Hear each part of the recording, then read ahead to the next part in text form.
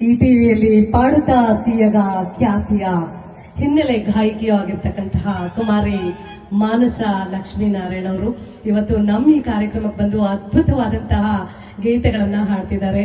ಅವ್ರಿಗೆ ಒಳಿತಾಗ್ಲಿ ಅಂತ ಆಶಿಸ್ತಾ ಎಲ್ಲ ನಮ್ಮ ಚಿಕ್ಕಬಳ್ಳಾಪುರ ಜಿಲ್ಲೆಯ ಗೌರಿಬಿದನೂರಿನ ನಿಮ್ಮೆಲ್ಲರ ಆಶೀರ್ವಾದ ಸದಾಕಾಲ ಇರಲಿ ಅಂತೇಳಿ ಆಶಿಸ್ತಾ ಅವ್ರಿಗೆ ಧನ್ಯವಾದಗಳನ್ನ ಅರ್ಪಿಸ್ತಾ ಇದ್ದೇನೆ.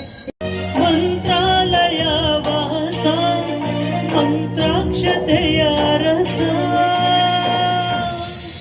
ಗುರು ರಾಘವೇಂದ್ರ ರಾಘವೇಂದ್ರ ರಾಘವೇಂದ್ರ ಗುರು ರಾಘವೇಂದ್ರ ರಾಘವೇಂದ್ರ ರಾಘವೇಂದ್ರ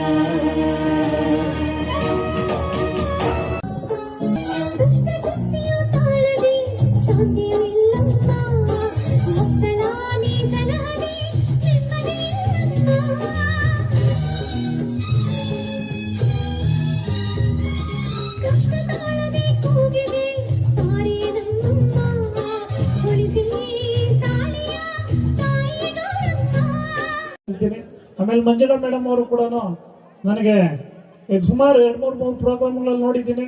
ಆಮೇಲೆ ನಮ್ಮ ಹರ್ಷಿತ್ ನಿಜವಾಗ್ಲೂ ಅವರು ಗಾನ ಈ ಚಂದನ ವಾಹಿನಿಯಲ್ಲಿ ಒಳ್ಳೆ ನೇಮನ್ನ ಮಾಡಿ ಭಕ್ತಿ ಗೀತೆಗಳು ನಾನು ಈ ದೇವ್ರ ಪ್ರೋಗ್ರಾಮ್ ಅನ್ಕೊಳ್ತಿದ್ದೇನೆ, ನಾನು ಜ್ಞಾಪಕ ಮಾಡ್ಕೊಂಡಿದ್ದೇನೆ ಮಂಜುಳಾ ಮೇಡಮ್ ಮತ್ತೆ ಹರ್ಷಿತ್ ಅವ್ರನ್ನ. ಆಮೇಲೆ ನಮಗೆ ಮಾನಸ ಮೇಡಮ್ ಅವರು ಅಷ್ಟೇನೆ, ಅವ್ರೇನು ನಮಗೆ ಪರಿಚಯ ಇರಲಿಲ್ಲ ಮಂಜುಳಾ ಮೇಡಮ್ ಕಡೆಯಿಂದಾನೆ. ಆದರೆ ನಾನು 2ನೇ ಪ್ರೋಗ್ರಾಮ್ ಅವ್ರದ್ದು ಕೂಡ ಬಹಳ ವಿಜೃಂಭಣೆಯಿಂದ ಮತ್ತೆ ಈ ನಮ್ಮ ಕಾರ್ಯಕ್ರಮದಲ್ಲಿ ಎಷ್ಟು ಅವ್ರದ್ದು ಸಂಗೀತ ಯಾವ ಥರ ಇದೆ ಅಂತಂದ್ರೆ ನಿಜವಾಗ್ಲೂ ಅದನ್ನ ಈ ವರ್ಡ್ಗಳಲ್ಲಿ ಹೇಳಕ್ ಆಗೋದಿಲ್ಲ.